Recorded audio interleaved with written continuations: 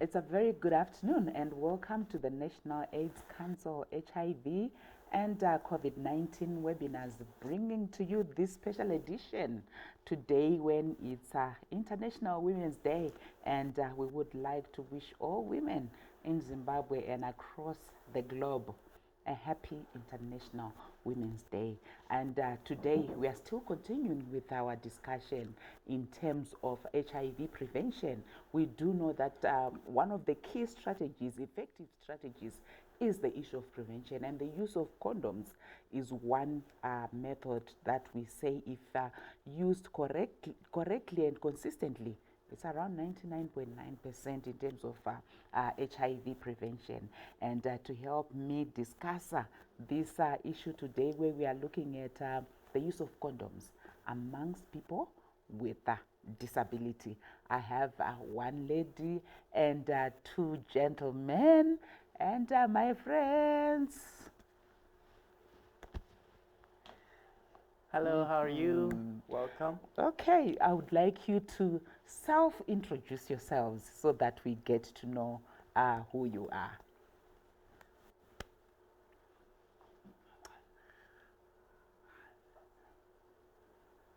So, for this information, I'm going to introduce myself. I'm deaf.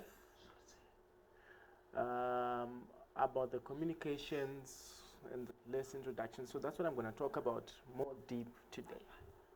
So there's more awareness. So my name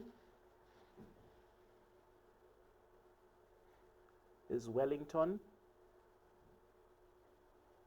Ndoro. My profession, I do dramas and sign language teaching to support deaf awareness around the country. Thank you. Hello, everyone. My name is Shalom. I studied social work so that I support the deaf and other people with disabilities. Thank you. Hello there. My name is Marvin. I'm a graphic designer. I work with Sunrise Sign Language Academy, doing various campaigns in various communities. Thank you. Thank you very much. And assisting me on sign language, we have Gerald, who is actually doing the translation as well into English, as well as Tinashe, who is interpreting for those who would want sign language. And first of all, what I would want to find out from them, maybe starting off with Wellington. He said he does dramas. Who is he doing those dramas to, and how does he do it? How do people get to understand what he will be saying through the dramas? Do they use interpretation? How easy is it? We just want to appreciate how it is for them to interact with people on a day-to-day basis.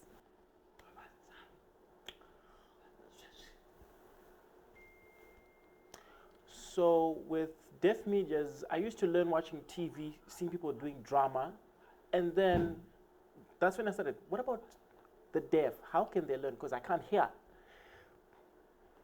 And through writing sometimes it can be very difficult to understand, but with sign I understand very clearly, and there's more awareness about penile infections, various things if done in sign, because there's no communication. So that's how I do it. And Shalom said that she studied social work. Was she in a mainstream school? Any challenges in terms of studying? How has it been for you? So how did I learn? It was through interpretation most of the time, because without them, I couldn't be where I am. Okay, and the same for him as well. The graphic designer, how did he learn that? Do we have schools that actually cater for that? Well, for myself, for designing, it was actually self-taught. Wow. Because I wanted to be equal with also the hearing in terms of what they do. So I used to look at the computer, people doing designing, and then that's how I started to copy because I've got a very visual, big memory. And that's when I started to do designing, and they've now leveled up with the hearing. Yeah. So now I know various applications to use, and so started doing designing, and now I'm one of the best, I think, for designing, and now doing designing for a number of people. Yeah, and now we would want to go on to the focus of our discussion today, where I am saying, where do they get information on health, particularly when we are looking at HIV and AIDS information as young people?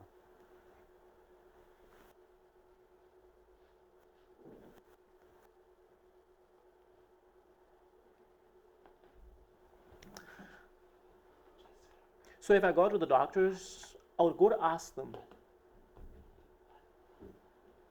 if I've got infection around maybe an STI. Then I'll ask them, what challenge do I have? But challenge is communication now. Yeah. And then I'll just leave, I'll go back home. But if there was sign language, I would understand. But currently, it's a bit of a difficult, and they'll just leave it. And don't know what to do. So they'll think I'm shy, but I'm not shy by asking I need help. Yeah. Thank you for that question. Same in social work. So when I was learning about HIV, I would see that many people get bored and many become sick. But how then do they get help? By asking. Go to the doctors, get to be seen what the problem is. Yeah. But there is no understanding because of communication barriers. So I think it's important if they are taught awareness about HIV in sign language. So about HIV, for myself, what do I think? When I'm watching through the TVs and various platforms, there is few that is learned from there. That becomes a challenge because many with disabilities now, when they are watching, it's hard to follow because there's no understanding, especially when it comes to the deaf. Because most written information and there's lack of interpretation in most times, so it becomes a bigger challenge in terms of access to information. So how now, if I go to the hospital, the doctors don't know sign language, but if they know, it becomes important. But the biggest challenge that I've noticed, that's the communication. So for me now, it's to then go down and say, because most health institutions, they do not have somebody to interpret. Say Wellington, Shalom, our graphic designer has walked in and there's a nurse there. You want help, you've got an STI, or you want to be tested for HIV. What happens there at the moment? Because I'm actually not sure we've got centers. If you go to, say, a hospital like Pararinyat, will you be able to be assisted?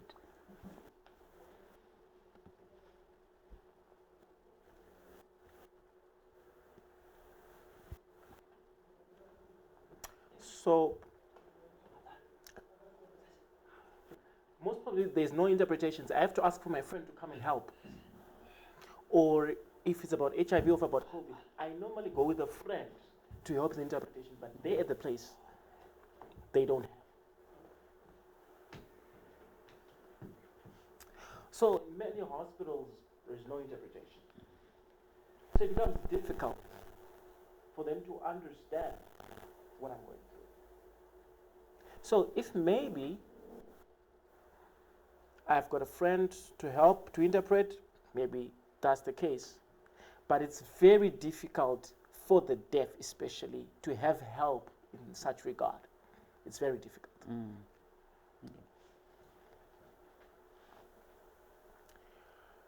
So many hospitals, there's a big challenge for the deaf because there's no sign language. There is no communication. For example, I want to go for HIV testing or about COVID. There is no anyone who's going to help me to explain how the procedure is done, or HIV testing, how can I get, or various things. Actually, many are dying because of lack of information. But for example, now when I'm working with Sun Sign Language Academy, we're trying to bring awareness to such institutions to help in that regard. Just for the fun of it, the three of you, you know, for us, when we are in a conversation, you have somebody that you will say, this one talks too much.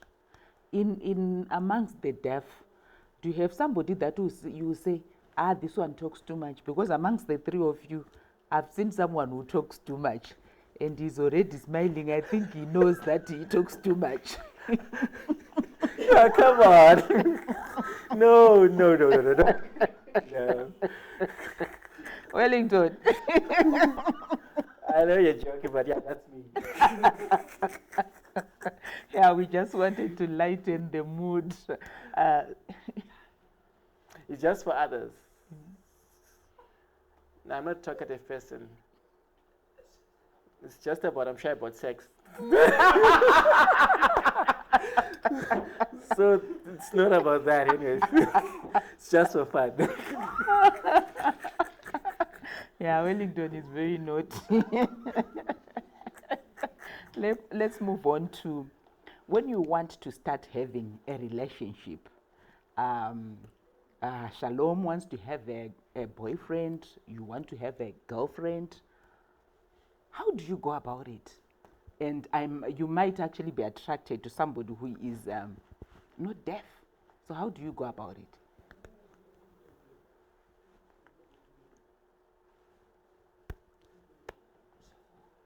If it's I for myself, example.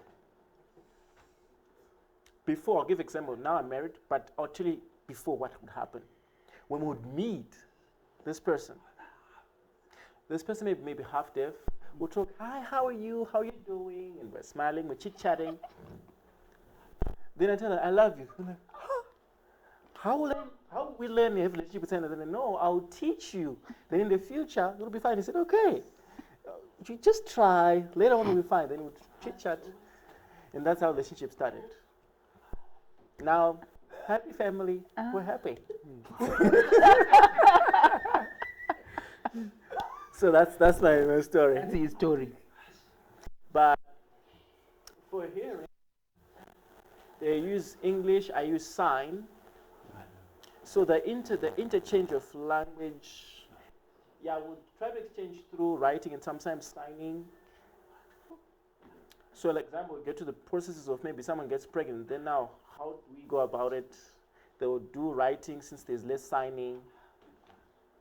Then so they come back tomorrow, then okay, fine, thank you very much. And then it becomes easy for me. Mm-hmm. So is he married to somebody who's deaf? My wife is half deaf. Half. So that's my current relationship. Okay. So I've got 2 children. My wife is half deaf. And the children, how do they communicate with them?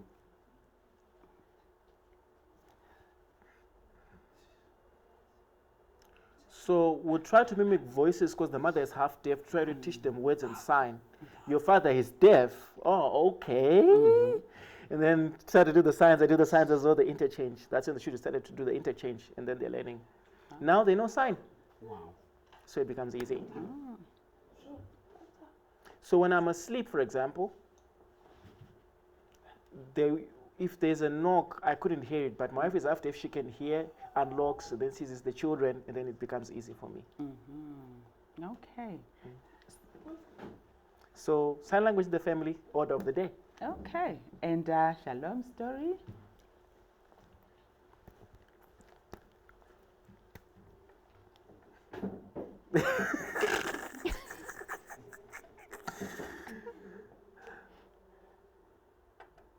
So if there's a boyfriend there, but challenges about sexual relationships, and for myself, I'm afraid because of HIV. So if someone in a relationship, normally I think they'll only want me for sex, and I'll be kind of afraid, but I want to try to keep myself away from sex and preserve myself for marriage. Mhm. Shalom. Says, I know about those things, yes, and the ways of prevention. And so I'm kind of a preservative person because I teach various people through social work about HIV and ways of prevention on HIV. So that in case, then should I get pregnant early or what is the best way to go around it? And most importantly, I advocate for people to condomize, and because I've learned those things, that's how I understand. Thank you. Ane boyfriend here, Shalom. Toda mashua shua, ita ntora shua Shalom, sadi nyebere. Yes, I have. How did it happen? Is he deaf also? We want to understand how it happens.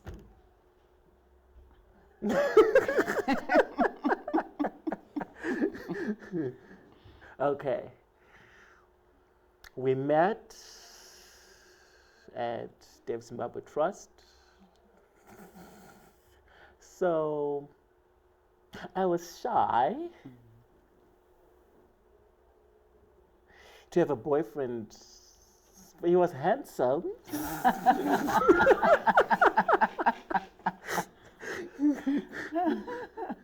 So every time we try to chat, but the problem now is I'm deaf. I think, how are we going to communicate if he's hearing? Then I said that we'll see how the future holds. Then I would continue with the boyfriend, then started a relationship, and he started learning sign language. Wow. And that's how we started to communicate. And for Marvin?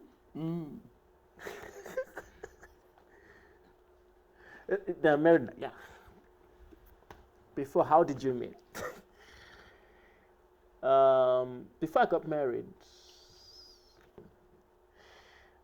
I had less interactions with a lot of people because of my modeling career.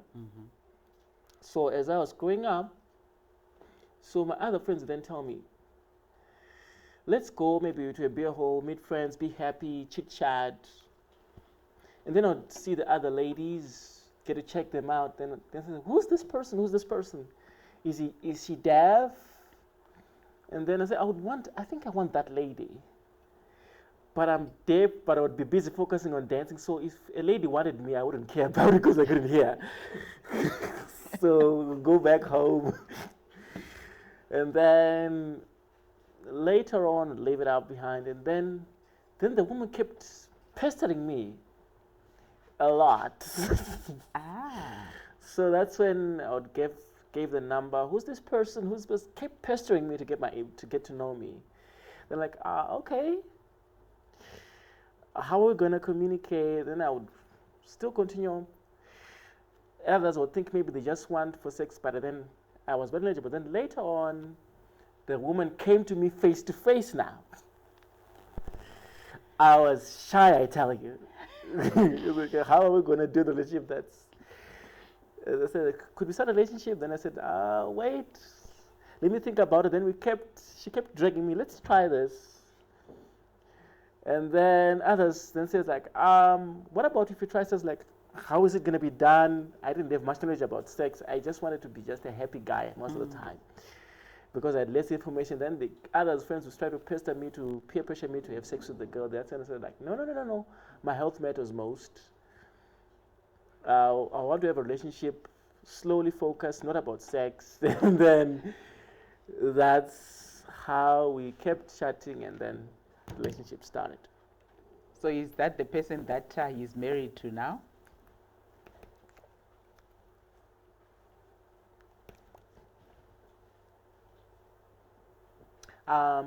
So before, now it's got a different person than before.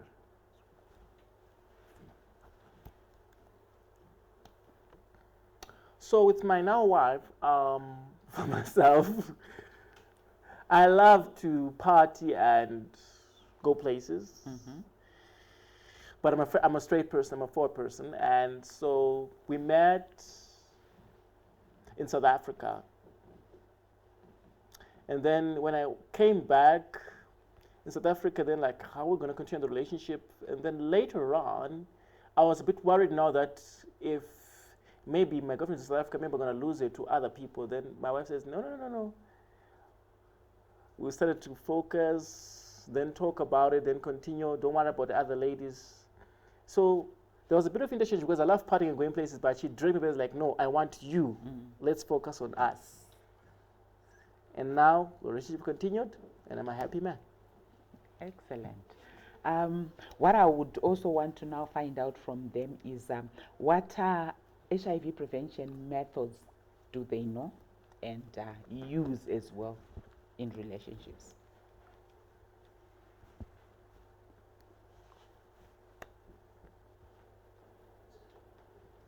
So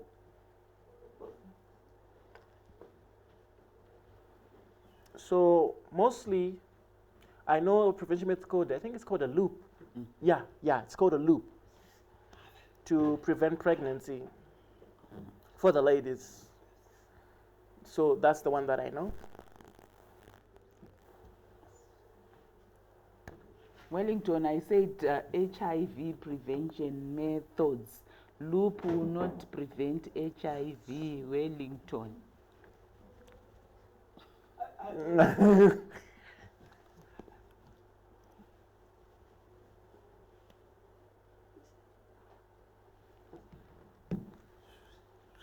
So I know use of a condom, that's the one that I know. That's the one that I use to prevent myself. Or there's medication to prevent, I heard it's called ARV, yeah. Okay, all right, shalom.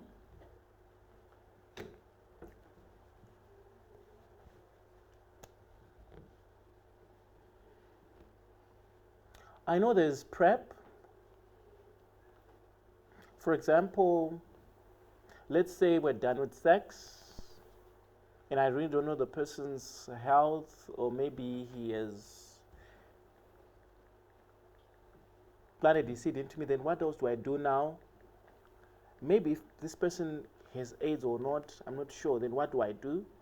If this person has got HIV, then what do I do? I think now it's better I go to the hospital to get an HIV test, but I have to do it fast and get the PrEP to prevent myself from HIV.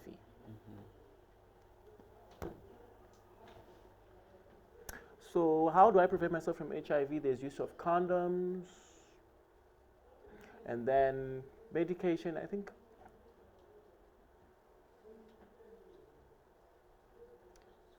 So I only know most to do with pregnancy.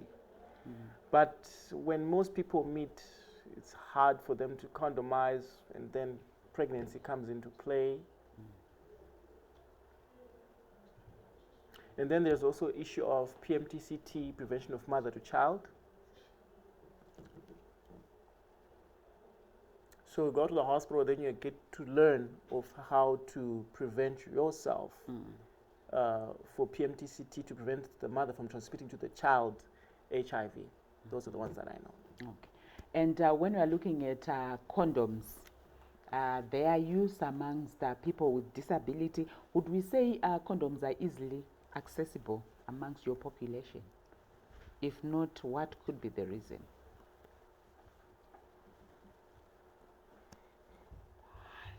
It's very hard. Very hard.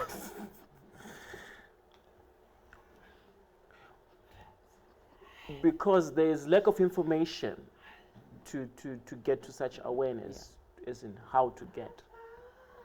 It's very hard. If there was awareness in sign language, it would have been better to get access. Yeah. Others, I think they know, but the majority know.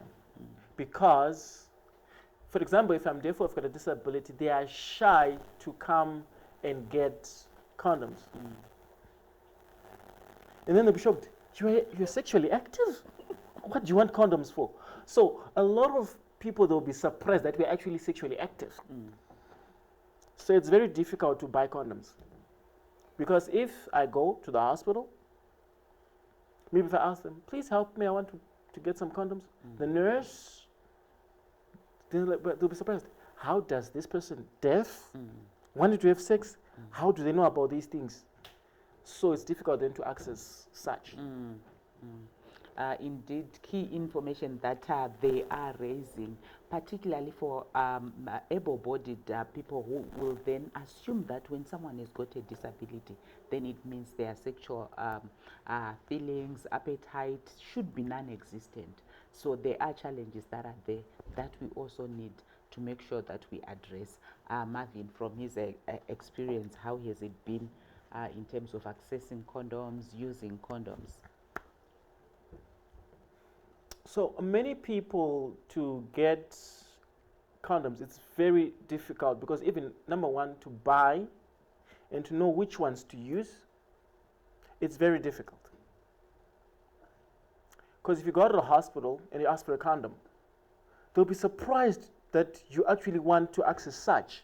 And actually most of them, the other reason is they are shy to even go and get them. So it becomes a challenge. So it's very important that if there's more awareness about HIV, condomizing to the deaf and other people with disabilities, I think it will be very helpful. Others, they know, but they're very few, but it's very difficult. And then the usage, very few know about these things. Okay. Let's look on the issue of COVID-19. I know with COVID-19, one key prevention method is the use of masks. And if we are seeing how they talk as the deaf, it means they have to use their hands as well as the mouth. What has been the major challenges that they have encountered trying to communicate, but at the same time, the prevention method that's there is actually a hindrance for them to communicate effectively?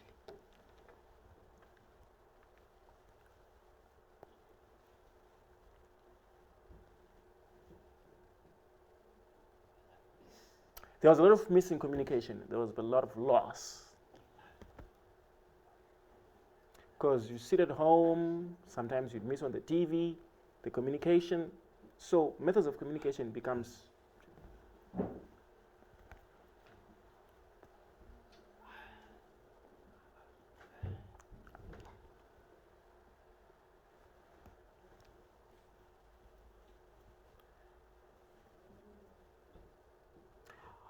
so with the mask now, it's to try to follow the conversation with the mask now is very difficult. Because if they're trying to say COVID is dangerous, there's less communication that I would try to follow. But at least for some with our friends, we'll try to mask up, but less communication.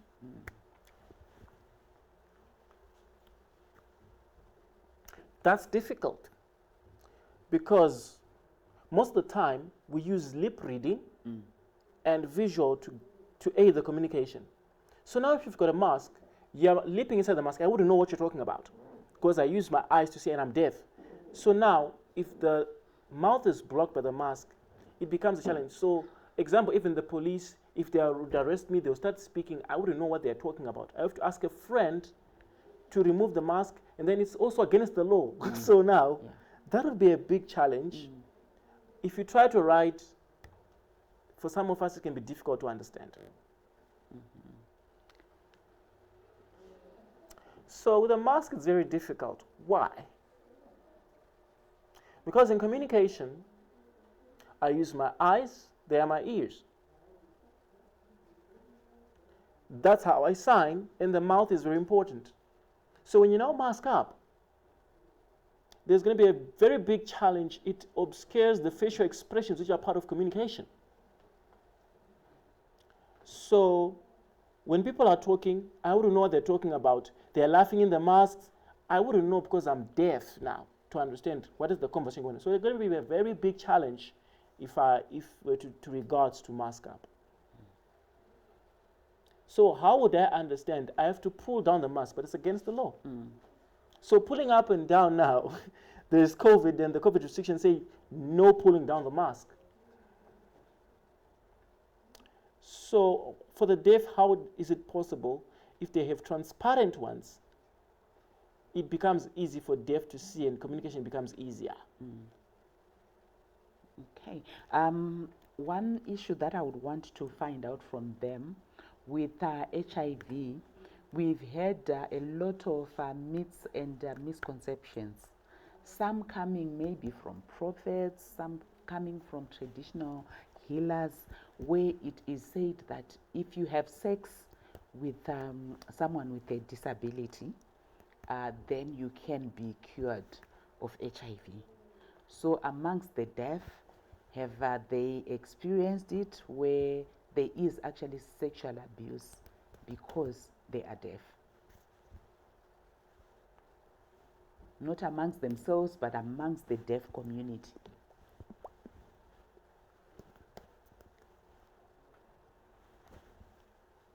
There is sexual abuse, especially among the deaf. Why? Because a hearing person, a lot of them have a lot of challenges, because if they are abused, and others, there's also the challenge of economic challenges whereby there's no money. So if a hearing person comes and we meet, and with a car and a lot of money, so the hearing will then think the deaf are easy to manipulate. But now they don't understand that this person is actually manipulating them and abuse them. So normally after the sexual abuse encounters, maybe there's not even money that is left as promised. So there's a lot of sexual abuse there. Talking from example I can give, a man takes a deaf girl, they agree to have sex. Then when the girl says, how are we going to protect ourselves? And remember, there's no communication, and when the abuse continues, how is it going to be assisted? There's no assistance and there's no knowledge. The other time, the police, when they're told this case has happened, it's very difficult to assist.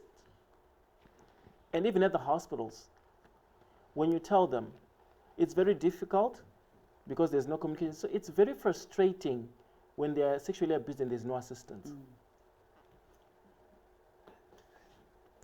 A friend of mine who's deaf, I asked him, what's the problem? What's happening? And then he says, there's this girl. The girl is deaf. The man is hearing. This man lied that he's got a nice house, he's got a nice car.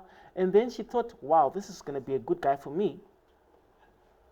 And then he told them to come. And then when they went, and then when they had sex, after the sexual encounter, after some time, he says, no, this is not my home.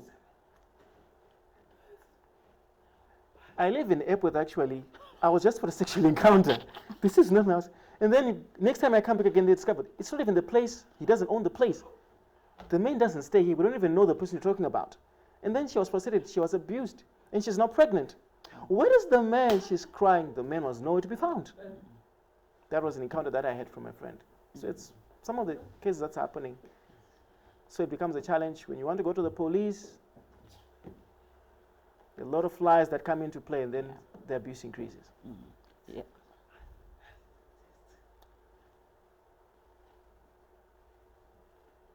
So, for example, if you're asked for an ID, they won't give you so that they conceal their identity. So it further aggravates the case. Yeah. Oh, yeah. That leads to my next question, where I actually wanted to find out from them in terms of where abuse has happened. Just trying to find justice, going to the police station to report, going to courts, say the case has been taken to courts. What are the challenges that are faced by disability, people with disability, especially the deaf, in trying to have justice?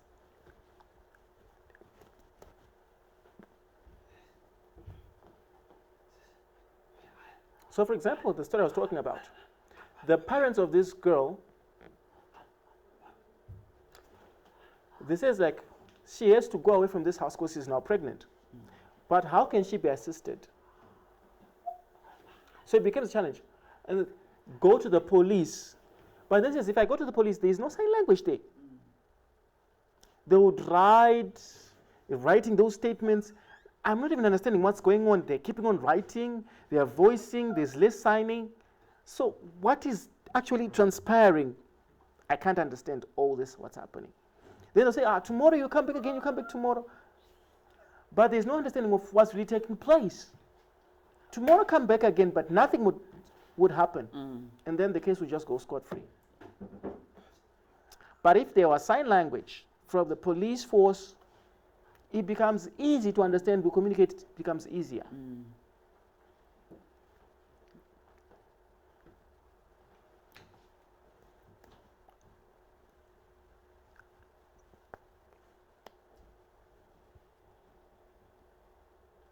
So, you go to the hospital first and trying to investigate how did the person get pregnant, or is there HIV infection. But now the challenge is there's no communication. So what do I do now? So in other cases, the parents would then be the one. Maybe if I'm raped, the parents who abandon me then says it's your own problem. They won't even care of what happened. So I wouldn't know then what to do now next. Even relatives, it's even worse. Especially if I've got a disability. They'll just say, look it upon yourself because it's your problem. It's you who did it. But they don't know that I was abused. So if I go to the hospital now, even the police, if relatives are even asked to help, where are they? They are nowhere to be found.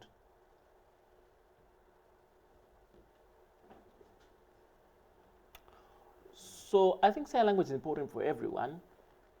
The police and the judicial services, the health personnel, doctors and nurses. Because if a person has been raped, when we go to the courts, there's a challenge there. Like if I'm to drag a friend to interpret, there's going to be a challenge because the courts won't accept this person to interpret for me. Because the courts themselves, they don't have certified interpreters. So it becomes a challenge. The case lingers and goes on and on. And then another challenge is, if we go with an interpreter now,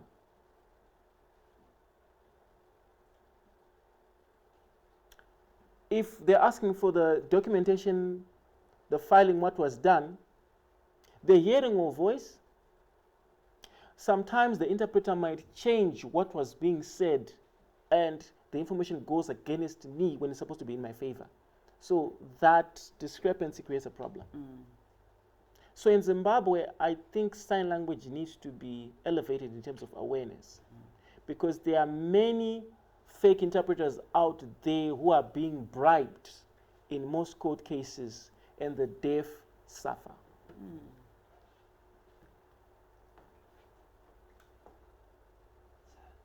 So if a person is deaf, he has been raped,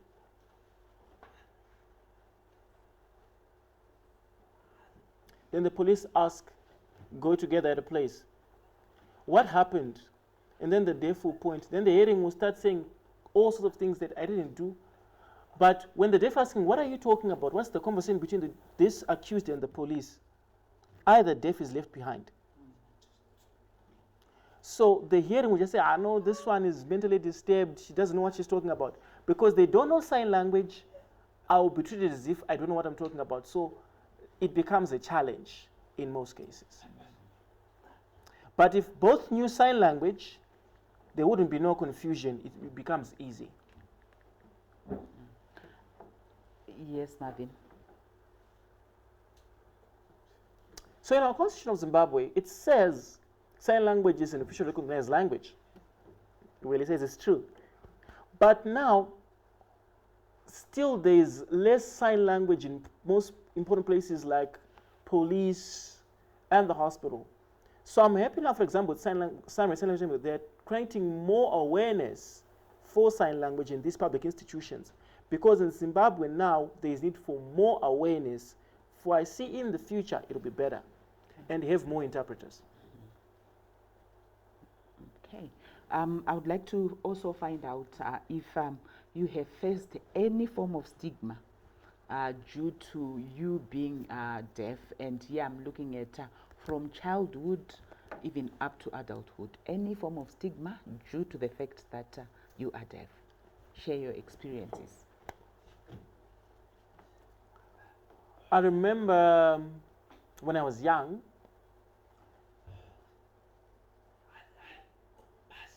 I was 9 years, but there was no communication in sign language. We just stare, sit. People are busy voicing, talking about go this place, go to head the cattle. But my father then would try to search a school for me. Then the school was found. Okay, fine. Now I can go to school. Then I went. And then I went there, I'll be happy now that I'm moving to a different place. And then I shifted. I saw people signing all over. The first time I'm seeing people doing sign language. And then I began to understand. And then started learning alphabet, A, B, C's, how it's actually done. I was learning and learning continuously. And then I began to be very good. And sign language became easy. But if I was in the rural areas back then, I'll be dull, stupid, not knowing anything. And it'll be abused because there wouldn't be more signs. But now that I got sign, I'm happy. So in my family, I wasn't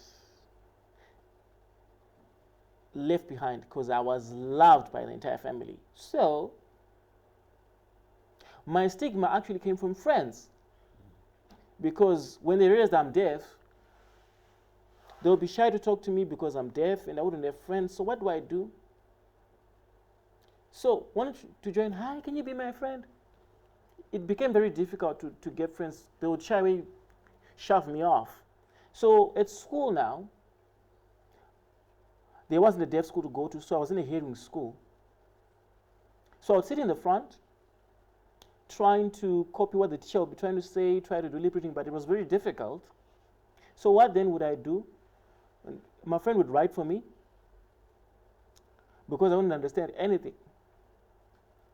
But later on, my mother tried to find a school for me for the deaf so that I would understand. Then, lastly, they would find Deaf Zimbabwe Trust. Then I went there, started to learn sign language. And then I made friends there, new friends who were deaf. And I really enjoyed sign language because now we're communicating together. No one would shove me off because now I got people to talk to. So my background, as I was growing up, I was hearing. I then became deaf at 3 years. That's when I became deaf. So I would hear, I would talk very well, and communication was very easy. And I really grew in vocabulary. But at 3 years' time, when I became deaf, it became difficult now. Now, to try to communicate with the family, there was no sign language. Then my family focused to teach me to voice all the time, try lip reading. They wouldn't accept that I was deaf at that time. So they kept pushing that I was, and they kept maintaining that I was hearing. So that's would voice to say, Marvin, Marvin, using the voice, but I couldn't hear anything. So time to go to school now. That's when I was enrolled in Emerald School for the deaf. But before, the parents didn't know where to go. I would be the deaf alone in a hearing class, would just sit. Teacher would give people names. What's your name? What is your name? I couldn't hear what was being said. And then everyone would look at me and I wouldn't know what's going on. And that's when I had to be moved with St. Giles. And then at that place, I didn't know if there was sign language. I was new in the place. And then I would see people, the deaf would laugh at me seeing, and then that's when I got the sign name Marvin. Because I hadn't yet accepted that I was deaf. And then as continued communicating with the deaf, I grew in the sign language. But in the family, there was no sign language. So that's how I grew up. Okay, as we try and get to the end of our discussion today, what message would you want to give Zimbabweans in terms of just coexisting with people who are deaf, and issues of making sure that information, health information, is easily accessible to you, particularly even you accessing health services? What would be the recommendations that you would want to be put in place? We are talking about leaving no one behind when we are talking about ending AIDS by 2030. But with the challenges that you were talking about, where you were saying if we go to the hospitals, we can't get help because there is no interpreter there, no sign language, even in terms of accessing condoms. You spoke about all those challenges that you experience on a day-to-day basis. So what is your recommendation?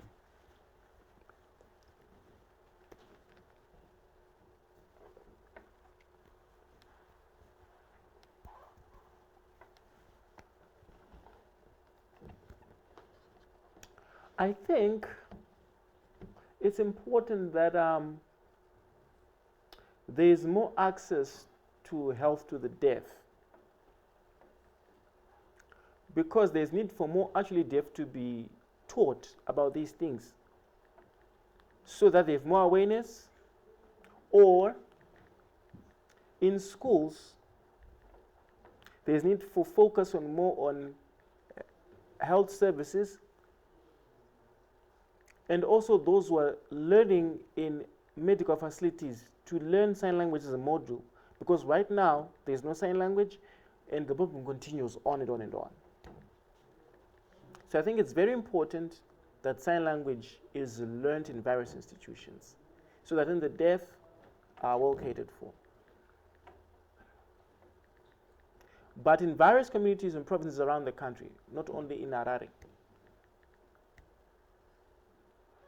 I think it is important that we teach people to know about the deaf first. Because other people, they don't know that the deaf are there, but let me tell you, we are there. So if teaching is done, find the deaf, form groups, sign language is taught, and then health education is increased about methods of prevention like condomizing, sexual infections, STIs, all those various topics. I think they are key. And also to search for people who are able to learn sign language and go various places to raise awareness about HIV infections. I think this is very, very important. Awareness is very key in methods of prevention like using of condoms. Not to be shy, but more awareness and education in this regard so that all the people understand. Thank you. I think sign language is very important because other people, doctors in various hospitals, they must learn sign language in their medical school so that afterwards when they come together, they know sign language. When they go out, they sign in various medical institutions. It becomes easy for communication purposes. Even in especially like rural areas, out there, who is able to interpret there? But if they are taught sign language, they learn when they are done, and then they are certified in sign language, fine. Send them out to various provinces, and then it will be very good. In various communities, it will be very good. I think this is very, very important. And even from children, they don't know communication in sign language. Who is able to teach them? There's a problem there. How are they able to understand various concepts. But if I'm saying, I'm your friend, I'm here to help you, they understand in the future, there's no stigma, there's no barrier. Thank you very much to my guest today, Wellington, Shalom, and Marvin. And they have key take-home messages that they've given us. The need for more access to health services by the deaf.